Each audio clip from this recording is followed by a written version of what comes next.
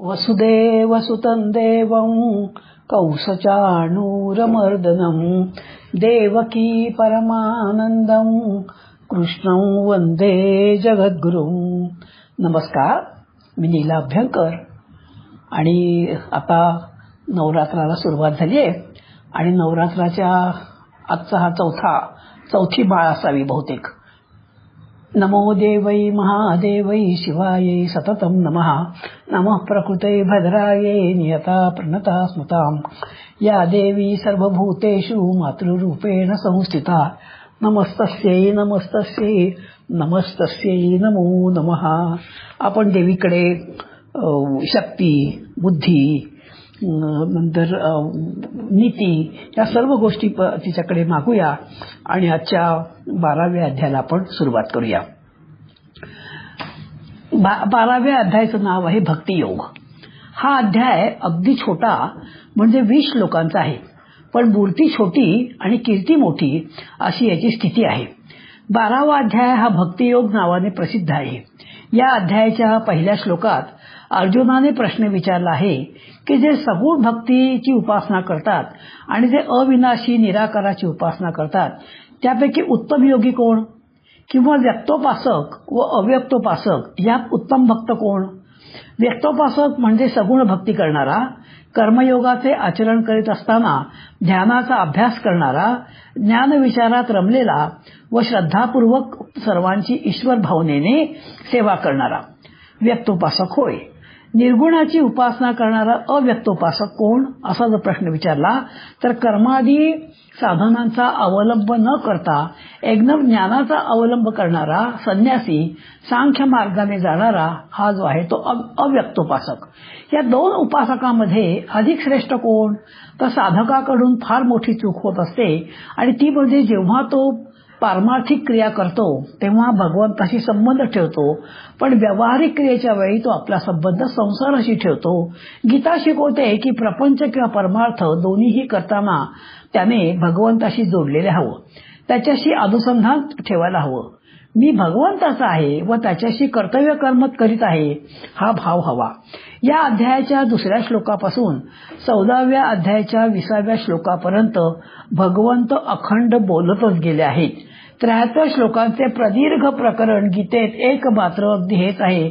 इथे मध्ये अर्जुनाने एकही प्रश्न विचारलेला नाही. याचा अर्थ असा की भगवंत या ठिकाणी काहीतरी महत्वाचा विषय समजावित आहेत. उपासनेचे तात्पर्य म्हणजे आपण स्वतःला भगवंताला अर्पित करायचे आहे. ज्याच्यावर प्रेम करतो तिथेच मन आपलं ओढ घेतं, त्याचेच आपण चिंतन होत असतं.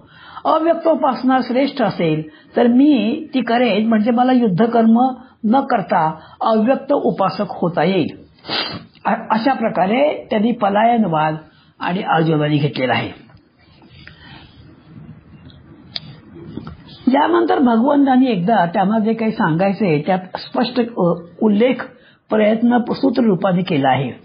शेवटी व्यक्तोपासकाला होणारे ज्ञानच त्यालाही प्राप्त होते असले तरी अव्यक्तोपासनाचा मार्ग हा अधिक खडतर आहे. व्यक्तोपासनेत खुडेच्या आधाराने उपासनेला प्रारंभ करून नंतर ती खूण पुसून टाकण्याची युक्ती सांगितली आहे. महावाक्य तत्वादिके पंचीकरणे, खूण पाविदे संत संख्ये विवरणे, द्वितीयेसी संकेत जो दावी देतो तया सांडुदी चंद्रमा भावी देतो. या मनाच्या श्लोकात समर्थ म्हणतात की ब्रह्माला दाखविणाऱ्या खुणा द्वितीयेची चंद्रकोर फांदीच्या आधारे दाखवावी लागते तशाच आहेत. म्हणजे फांदी सोडून ज्याप्रमाणे चंद्रकोर पाहावी त्याप्रमाणे साधनेतील व्यक्त खूण सोडून शेवटी अव्यक्त परमात्म्यापाशी एकरूपता साधायची आहे. आणि या साधनेमध्ये काही तत्वविचार आहेत, महावाक्याचा उपदेश पण आहे, काही विवरण, साधना, संत संतांचे आचरण आहे. ही व्यक्तोपासना देहधारी साधकाला मोठी सोपी आहे आणि म्हणून अर्जुना तू व्यक्तोपासना अधिक श्रेष्ठ आहे ती तू कर. अशा प्रकारे भगवंत त्याला समजावून सांगतायत. बघा, आपण भगवंतासाठी कर्म करण्याविषयीचे अनेक प्रकार आहेत. एक मदार्पण कर्म म्हणजे भगवंताला कर्म अर्पण करणे. एक मदार्थ कर्म म्हणजे भगवंताच्या प्रसन्नतेसाठी कर्म करणे. भगवंताची आज्ञा समजून कर्म करणे. भगवंत प्राप्तीसाठी कर्म करणे. मत्कर्म म्हणजे भगवंताचे काम समजून संपूर्ण लौकिक म्हणजे व्यापार, नोकरी इत्यादी आणि भगवत संबंधी जप, ध्यान इत्यादी कर्म करणे. आणि मतपरा म्हणजे परायण होणे, भगवंताला परमपूज्य व सर्वश्रेष्ठ समजून त्याच्याशी समर्पण भावाने राहणे. आपण देवासमोर डोकं का बरं टेकवतो आणि डोकं टेकून का नमस्कार करतो? त्याचं कारण असं आहे की हे भगवंता, तू माझी बुद्धी सांभाळ. आपण लक्षात घेतलं पाहिजे की आपल्या सकट सर्वांच्या ठिकाणी असणारी बुद्धी, जाणीव शक्ती ही परमात्म्यापासून आलेली आहे. ती आपली कमाई नसून भगवंताची देणगी आहे. हे जाणून देह, मन, बुद्धी भगवंताला अर्पण करायची आहे. म्हणजेच जे जे कर्म करू ते भगवंताला अर्पण करायचे आणि म्हणायचे कृष्णार्पणमस्तु. भगवंताचा असा नियम आहे की जे माझ्यासाठीच सर्व कर्म करत असतात आणि मतपरायण होऊन नित्य निरंतर माझाच जप, ध्यान, चिंतन करतात त्यालाच मय्या वेशितचेतसाम असं म्हटलं आहे. अशा भक्तांचा मी स्वतः मृत्यू संसार सागरातून फारच लवकर योग्य रीतीने उद्धार करतो, असे भगवंतांनी मुळे आपल्याला आश्वासनच दिले आहे. हे सर्व भगवंत न चिरात म्हणजे लगेच त्वरित करतात. सर्वत्र एक परमात्मा भरून आहे असा भाव ठेवून श्रद्धेने, प्रेमाने भक्त सगळ्या विश्वाकडे पाहायला शिकतो आणि त्यामुळे त्याचा उद्धार या संसारात असतानाच होतो. तो परमात्मा भावामध्ये निरंतर वास करतो. यालाच भगवंत भक्तियोग म्हणतात. कर्माने अलिप्तता, ध्यानाने एकरूपता, ज्ञानाने बोध आणि श्रद्धाप्रेमयुक्त भक्ती आणि त्यामुळे सदा सर्व काळ भगवंताशी एकरूपता पावणे हीच भक्तियोगाची मुळी खूण आहे. भगवंतांनी सांगितलेली आहे, हीच खूण सांगितलेली आहे. भगवंतांना कर्मे अर्पण करणे हा सगुण भक्तीतला किंवा व्यक्तोपासनेतला पहिला पर्याय. त्यानंतर ज्ञान, ध्यान, श्रद्धा, प्रेमपूर्वक विज्ञानात्मक भाव, भगवंतांना मनबुद्धी अर्पण करणं, सर्वस्वी भगवंताचाच आश्रय करून राहणं, ही 7 प्रकारची उपासना भगवंताने भगवंताच्या प्राप्तिकथा सांगितली आहे.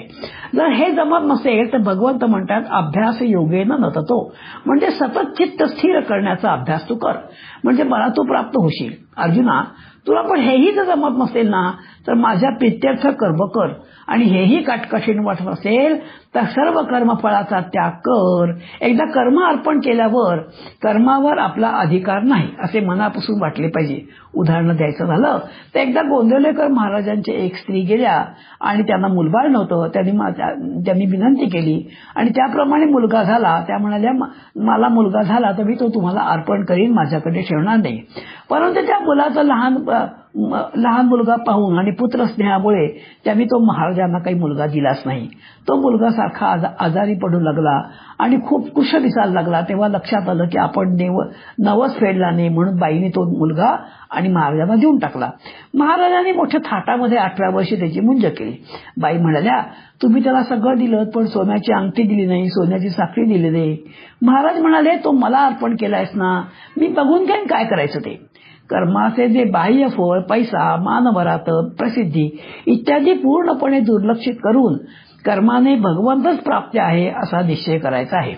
या प्रकरणात अर्जुनाला निमित्त करून भगवंतांनी संपूर्ण मानवाच्या कल्याणासाठी 4 साधनं सांगितलीत. 1 समर्पण योग, 2 अभ्यास योग, 3 भगवत कर्माचे अनुष्ठान आणि 4 सर्व कर्मफल त्याग. आपले काही नाही, आपल्यासाठी काहीही नको आणि आपल्यासाठी काहीही करायचे नाही, हाच कर्मयोगाचा मूळ महामंत्र आहे. हा प्रत्येकाने लक्षात ठेवावा. ज्यामुळे हा सर्व साधनाहून विलक्षण होतो. कर्मयोग विशिष्यते. 12व्या अध्यायातील हा 12वा श्लोक परमोच्च शांतीसुख देणार आहे. शांतीसुख कसे प्राप्त होते याचा क्रम भगवंत सांगतायत. मर्म न जाणता केलेल्या अभ्यासापेक्षा ईश्वराचे ज्ञान श्रेष्ठ, ज्ञानापेक्षा ध्यान श्रेष्ठ, ध्यानापेक्षा सर्व कर्मफलांचा त्याग श्रेष्ठ आणि त्यागाने परमशांती मिळते. जर कर्म करणारा मी नाही तर त्या कर्माचं फळही माझं नाही. त्यामुळे मी घर बांधलं, मी गाडी घेतली, मुलं मोठी केली, हे मी काहीच म्हणता कामा नये, कारण जे माझं नाही ते मी पण केलेलं नाही असं होणार नाही. हे आपल्याला शिकायचंय. म्हणून हा कर्मफल त्याग ध्यानाहून श्रेष्ठ आहे. शांती म्हणजे सुख. 12व्या श्लोकानंतर उपासना कांड समाप्त होतं आणि ज्ञानकांडाला सुरुवात होते असं म्हणतात. 13, 14, 15वा अध्याय आणि 12व्या अध्यायातील 12 श्लोकांनंतर ते श्लोक हे ज्ञानकांडाचे समजले जातात. 13 ते 19 या श्लोकांपर्यंत भगवान 5 श्लोकामध्ये आपल्या प्रिय भक्तांच्या लक्षणांचे वर्णन करतायत. 13व्या आणि 14व्या श्लोकात सिद्ध भक्तांची 12 लक्षणं सांगितली, ती आता आपण क्रमाने पाहूया. या लक्षणांच्या ठिकाणी भगवंताची प्रतिभा अतिशय गोड आणि प्रेमाने विलक्षण कळवळ्याने व्यक्त झालेली दिसते. येथे भक्ताचे एक शब्दचित्र भगवंतांनी निर्माण केलं आहे. त्याआधी स्थितप्रज्ञ, कर्मयोगी, जीवनमुक्त संन्यासी, ध्यानयोगी यांची लक्षणे भगवंतांनी सांगितलेली आहेत. आणि पुढे 13व्या अध्यायामध्ये ज्ञानी पुरुषाची, 14व्या अध्यायामध्ये गुणातीताची, 16व्या अध्यायामध्ये दैवी गुण संपदा संपादन केलेल्या पुरुषाची लक्षणे सांगितली आहेत. ज्याने अभ्यासातून ज्ञान, ज्ञानातून ध्यान, ध्यानातून कर्मफल त्याग आणि कर्मफल त्यागातून शांती सुख प्राप्त केले, तो कसा असतो याचे वर्णन करताना भगवंत म्हणतात, अद्वैष्टा सर्वभूतानां मैत्र करुण एवच निर्ममो निरहंकार समदुःख सुखक्षमी संतुष्टन सततं योगी यतात्मा दृढनिश्चयः मय्य पितर मनोबुद्धी यो मद भक्त समे प्रिया. जो स्वतः शांती सुखामध्ये रमलाय, अद्वेष्टा सर्व भूतानांचा अर्थ पाहतोय, जो स्वतः शांती सुखामध्ये रमला आहे त्याला दुसऱ्याचा द्वेष करण्याचे काही कारणच नाही. जो दुसऱ्याचा द्वेष करू नाही शकत नाही, तो जो अशांत आहे तो द्वेष करतो. पण तो शांत झाला, त्याला कर्मफल त्याग साधला, तो महासुखामध्ये रममाण झाला, तो कोणाचा द्वेष करणार? त्यामुळे तो कोणाचाही द्वेष करत नाही. मग आता नंतरचा आहे तो मैत्र. सर्वत्र आत्मभाव, एकच आत्मा परमात्मा सर्व ठिकाणी भरून राहिलेला आहे. हा भाव दृढ झालेला असतो, त्यामुळे सर्वांशी अतिशय दुनाट सोयरीक आहे. अशा त्याला म्हणतं मैत्र आहे. ज्या आंतरिक भावाने सर्व विश्वात तो स्नेह भावाने राहतो. याचे वर्णन 13व्या अध्यायामध्ये आर्जव या शब्दात केलेले आहे. दुसऱ्याचे दुःख देण्याची वृत्ती संपूर्णपणे नाहीशी होऊन जाते आणि त्याच्या ठिकाणी सरळता, स्नेहभाव, आर्जव, मैत्रभाव निर्माण होतो. इथे मैत्र म्हटल्यानंतर आपल्या डोळ्यासमोर जो कोणी उभं राहत असेल तर तो म्हणजे सुदामा.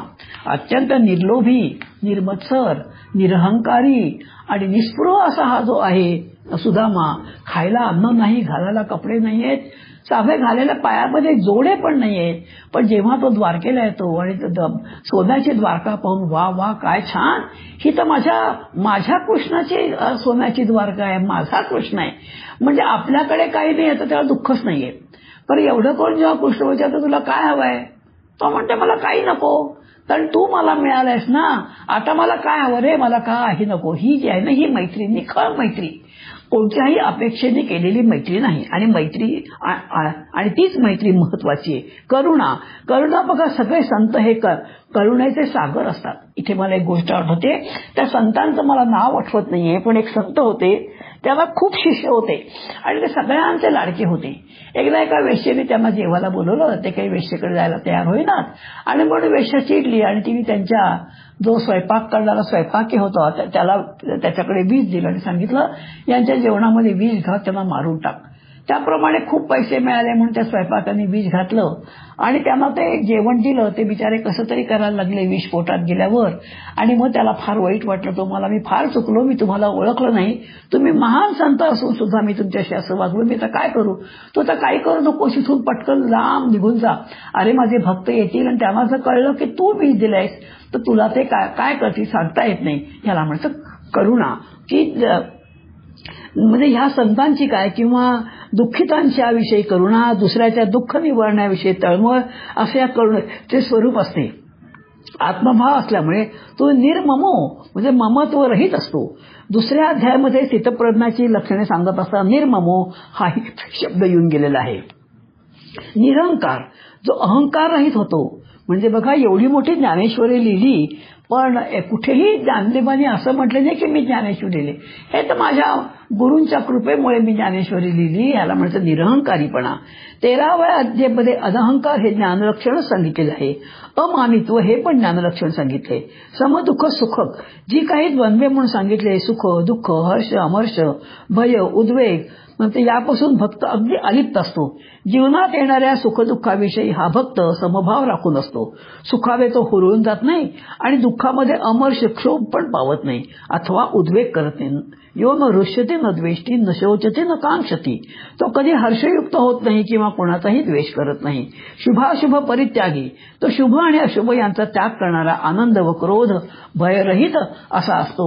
आणि हे सगळे गुण आपण पाहिजे आणि त्याप्रमाणे वागायचा आपण प्रयत्न केला पाहिजे. या अध्यायात पुढे या भक्ताचे वर्णन करताना भगवंत म्हणताय, समशत्रूच मित्रेश तथा मानापमानयोः शीतोष्ण सुख दुःखेषु समसंग विवर्जिता. शत्रू मित्र मान अपमान शीत उष्ण अशा प्रकारे जेथे जेथे द्वंद्वाचा प्रश्न आहे त्या ठिकाणी भक्त समबुद्धीने राहतो. तुल्य निंदा स्थितिर्मौनी संतुष्टो येन केनचित. निंदा अथवा स्तुतीच्या ठिकाणी भक्त समबुद्धीने राहतो असे वर्णन या 12व्या अध्यायात पुढे गेलेले आहे. अशा प्रकारे हा 12वा अध्याय मोठा छोटा पण अतिशय सुंदर वर्णन, म्हणजे भक्ताचं सुंदर वर्णन केलेला हा अध्याय आहे. या 12व्या अध्यायात संतुष्ट सतत योगी संतुष्टो येन केनचित ही भक्त लक्षणे सांगितलेली आहेत. भक्त नेहमी प्रसन्न असतो. 12व्या अध्यायामध्ये भक्ताचं एक लक्षण योगी असं सांगितलंय.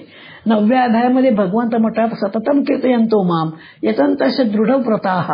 यातील नित्ययुक्त आणि योगी म्हणजे यतात्मा, ज्याने आपल्या इंद्रियांना सर्व बाजूंनी व्यवस्थित आवरून घेतलेले आहे. यत म्हणजे आवरून धरणे आणि म्हणूनच संन्यासाला यती असे म्हणतात. आणि याप्रमाणे त्यांना योगी हा शब्द इथे आलेला आहे. नंतर आणखीन एक गुण म्हणजे काय तर दृढनिश्चय.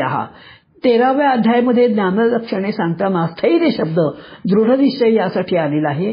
तसेच 9व्या अध्यायात दृढव्रताः हा शब्द आला आहे. इथे दृढनिश्चय आलाय. मय्यत पितर मनोबुद्धीर, त्याने माझ्या ठिकाणी मन आणि बुद्धी अर्पण केलेली असते असे भक्ताचे वर्णन भगवंतांनी इथे केलेले आहे. अशा प्रकारे यस्मान्नो द्विजते लोको लोकांनो द्विजते चयः. लोकांना त्याचे भय वा त्रास नाही, तसेच त्याला लोकांचे भय वा त्रास वाटत नाही.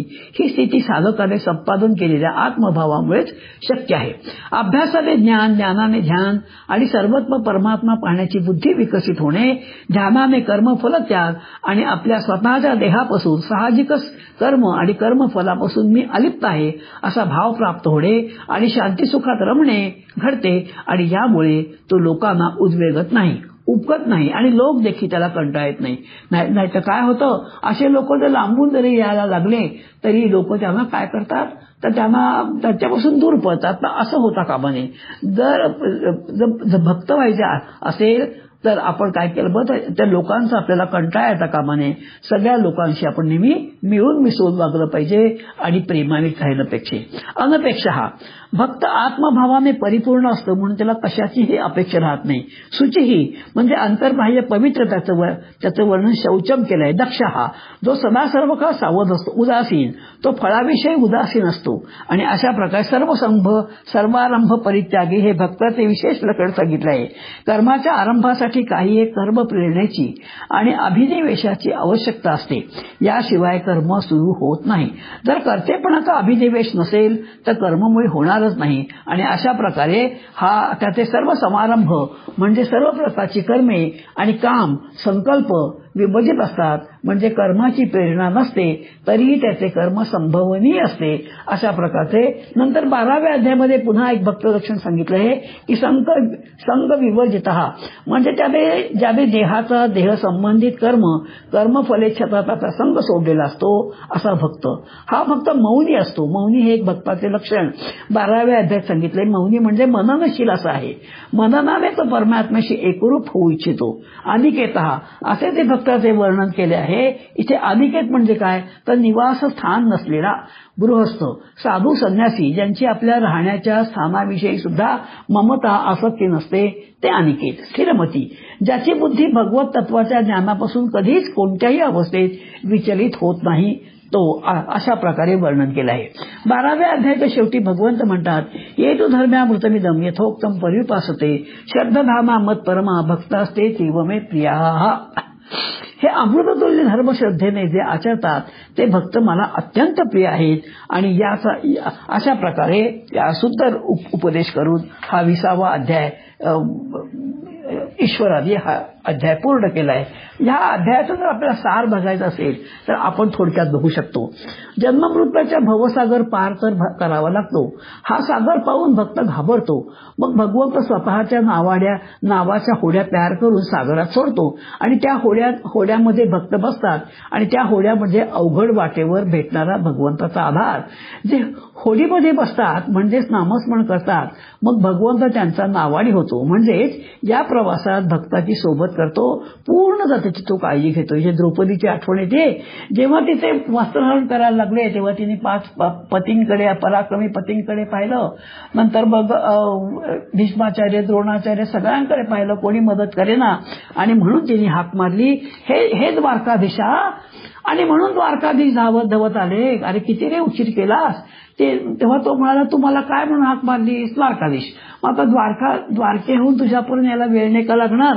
अगं हे हृदयेश्वरा, हे करुणा करा, असं का नाही मला म्हटलंस? आणि म्हणून आपण सुद्धा विवेक ठेवून भगवंताला कसं आळवायचं, ह्या सगळ्या गोष्टी आपण ह्या गोष्टीतून शिकायला पाहिजेत. त्यासाठी मात्र अहंकार संपवायचा कसा, म्हणजे हा सुद्धा एक महत्वाचा भाग आहे. दिवा भिजला की तेज संपतं, सूर्यास्त झाला की प्रकाश संपतो, प्राण गेला की इंद्रिय संपतात. तसं मन बुद्धी भगवंताला अर्पण केली की अहंकारही संपतो. भगवंत म्हणतात, हे जमत नसेल तर दिवसातले काही क्षण मला दे रे. तसा चंद्र पौर्णिमेपासून अमावस्येपर्यंत कमी कमी होत जातो व अमावस्येला तो दिसत पण नाही. तसा तुझा थोडा वेळ मला दे, म्हणजे मनातले विकार सुद्धा हळूहळू दिसणार नाहीत व मन माझ्यात स्थिरावेत. तेही जमत नसेल तर कर्म करत राहा, पण कर्म मी एकट्याने केले असा अहंकार बाळगू नकोस बरं. स्वतःशी प्रामाणिक राहा. वृक्ष कर्म करतात, त्याला फळं खूप लागतात, पण ते स्वतः ठेवतात का? तर ते सगळ्याला वाटून टाकतात, त्याग करतात. तशी तुझ्या हाताने घडणारी सर्व कर्मे मला अर्पित कर. तुझी कर्म निरीच्छा असू दे, म्हणजे उत्तम कर्म करत राहा व मला अर्पण करत राहा. मग नंतर त्या भक्तांचे जी लक्षणं ती पुढे सांगतायत. प्रिय भक्त म्हणजे सतत संत सज्जन. हिमालयात गेलं की सारे दोष नष्ट होतात, पण हिमालयात जाणं काय इतकं सोपं नाहीये. वास्तव्य करणं त्याहून कठीण आहे. त्यापेक्षा संत संगतीत राहून आपले दोष जातात, जीवाला धोका सुद्धा बसतो. गंगेमध्ये स्नान केल्याने पापापासून मुक्ती होते, पण ते सर्वांना शक्य आहे का? म्हणून सत्संगती जी आहे ती मिळवणं फार सोपं आहे. त्याची 15 लक्षणं सांगितलीत. अत्यंत शांत असतो हा जो भक्त असतो, हा अत्यंत शांत असतो, भेदभाव करत नाही, सर्वांकडे समदृष्टीने पाहतात, त्यांचं अस्तित्व हवंसं वाटतं, आजूबाजूला असणाऱ्या जीवांना ते कंटाळत नाहीत, सूर्याप्रमाणे निर्मळ असतात, सुखदुःखाचे समतोल असतात, कोणाच्याही पद्धतीत द्वेष नसतो, मनात वासना नसते, भीती बाळगतच नाहीत. समुद्र खवळला तरी त्यातील जलचरांना त्याचा भय वाटत नाही. तसंच आजूबाजूच्या लोकांना ते त्रास देत नाहीत व इतरांचा त्याला त्रास वाटत नाही. आकाशाला लेप लावता कधी येईल का? तसं अशा भक्तांची निंदा किंवा स्तुती केली तरी ते हुरळून जात नाहीत किंवा दुःखी सुद्धा होत नाहीत. कुठेही गेलो तरी पाणी तेच. त्याप्रमाणे कोणतेही पाणी प्यायलो तरी तहानी भागतेच. पाणी आवडतं तसे भक्त सर्वांना प्रिय असतात.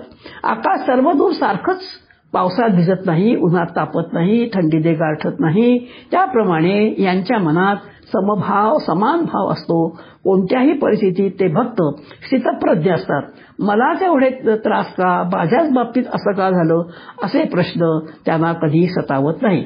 हे विश्वचे माझे घर, याप्रमाणे सर्वांमध्ये ते सामावून जातात, ते सृष्टीत बनतात. मनात कोणताच अहंकार नसतो असे भक्त मला अत्यंत प्रिय आहे. माझे मूळ पुरुष निर्गुण निराकार आहे. देह नाही, पण या प्रिय भक्तांसाठी मी देह धारण करतो आणि त्याला मिठी मारतो, डोळ्यात त्याला सामावून घेतो. असे भक्त माझे अत्यंत प्रिय आहेत. यानंतर आजचा जो श्लोक आहे 12व्या अध्यायातला, तो 16वा श्लोक आहे आणि तो श्लोक आहे अनपेक्षा सुचिर दक्ष उदासीनो गतव्यतः सर्वारंभ परित्यागी यो मद्भक्त समे प्रियाः.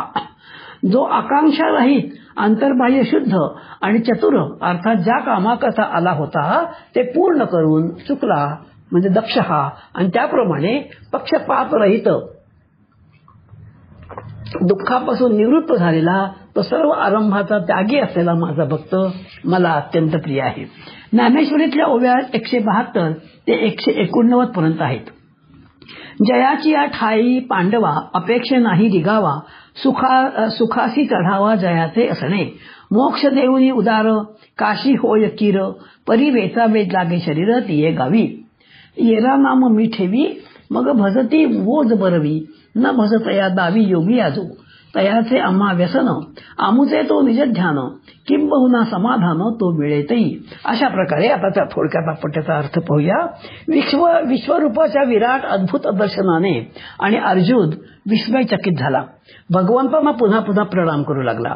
आजवरच्या सख्यत्वाच्या नात्यामुळे आपल्याकडून नकळत घडलेल्या अपराधांची क्षमा मागू लागला. देवा, तू माझी विश्वरूप दर्शनाची हौस पुरवलीस खरी, पण त्यापेक्षा तुझं जे नेहमीचं सगुण रूप आहे तेच मला पाहावंसं वाटतंय. आणि हे ऐकून देव नवलाने बोलले, अरे कधी कुणालाही दाखवलं नाही असं आमचं गुह्यतम विश्वरूप तुझ्या प्रेमाने वश होऊन आम्ही तुला दाखवलं आणि ते तू ते आवडलं नाही म्हणतोस. सगुणाची आवड धरतोस, अंग सोडून अंगाच्या पडछायला आलिंग देतोस.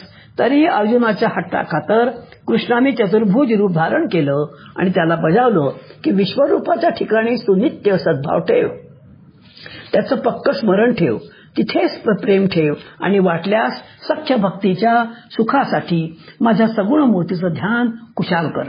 सगुण निर्गुण एक गोविंद रे हे पटलं तरीही अर्जुनाला एक प्रश्न पडला की सगुण उपासक भक्त श्रेष्ठ की निर्गुण. या प्रश्नाचं उत्तर देताना भगवंत म्हणाले, भक्ती आणि योग या दोन्ही मार्गाने साधक मलाच येऊन मिळतात. मग योगाचा मार्ग कष्टप्रद आहे, भक्ताचं मात्र सर्व काही मीच करतो. कायिक वाचिक मानसिक सर्वार्थानं मतपारायण होऊन जो माझी निरंतर उपासना करतो अशा अनन्य भक्तांच्या अंगी असणाऱ्या गुणांचं वर्णन करताना हा श्लोक आलेला आहे. अनपेक्षा, हा ज्याला कसलीही अपेक्षा नाही तो अनपेक्ष, तो जे मिळतं त्या समाधानी आत्मतृप्त असतो.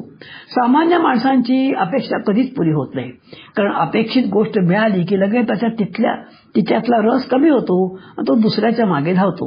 जे हाती आलं ते जवळ आहे त्याचा त्याला विसर पडतो आणि जे नाही त्याची तो अपेक्षा करीत सुटतो. या उलट देवाच्याच इच्छेमध्ये आपल्या सर्व कामनांचं विसर्जन केलेला भक्त जे त्याने दिलंय त्यात तो समाधानी असतो. ठेविले अनंते तैसेची राहावे चित्ती असू द्यावे समाधान. शुची म्हणजे शुद्धता, पवित्रता, अंतर्बाह्य निर्मळता, सत्यतापूर्वक शुद्ध व्यवहाराने द्रव्य मिळवणे ही द्रव्यशुद्धी आहे. ज्या द्रव्याच्या अन्नाने होणारी आत्मशुद्धी, जलमृतिकेने होणारी शरीराची शुद्धी याला बाह्यशुद्धी म्हणतात. प्रीती, द्वेष, कपट, असूया इत्यादी विकारांचा नाश होऊन अंतःकरण निर्मळ होणे म्हणजे अंतःशुद्धी होणे होय. अशा अंतर्बाह्य पवित्र असणाऱ्या भक्ताची थोरवी श्री ज्ञानदेवांनी मोठ्या काव्यात्म रीतीने केलेली आहे. जो आत बाहेर सारखा तो शुद्ध आणि ज्याचं वागणं ओठात एक आणि पोटात आहे असा अशुद्ध असं मला हरकत नाही. संत सज्जन मात्र आपल्या सहवासात येणारा अमरत्व देतात. याची दाही याची डोळा परमसुखाचा सोहळा प्राप्त करून देतात. आपण पाणी शुद्ध आहे असं म्हणतो तेव्हा ते केवळ पाणी असतं, त्यात पाण्याशिवाय दुसरं काही नसतं. दुधाशिवाय दुसरं काहीही नसतं. पण जेव्हा पाणी आणि दूध जर एकत्र केलं त्याच्या मिश्रणाने पाणी शुद्ध उरत नाही आणि दूधही शुद्ध उरत नाही. मनात सुद्धा अगदी असंच आहे. चांगलं वाईट काहीही असलं तरी त्यात ढोंग असता कामा नये. जे आत आहे तेच बाहेर. मुखवटे नकोत. मुखवट्याने व्यवहारात भलेपणा मिळत असला तरी आपलं मन अशुद्ध होतं, स्वतःची फसवणूक करतं आणि देवापासून दूर जातं. कारण अंतर्बाह्य समरसता, सारखेपणा हे शुद्धत्वाचं प्रमुख लक्षण आहे.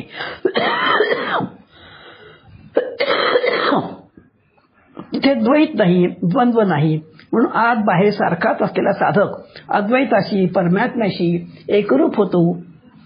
त्याचा मनोबळ नष्ट होऊन तो देवाच्या सख्यत्वाला प्राप्त होतो. दक्ष, जो आपलं काम पुरं करतो तो दक्ष. उदासीन, पक्षपात न करणारा, सर्वात असूनही कशात नसणारा, सर्वत्र सारखा तो उदासीन.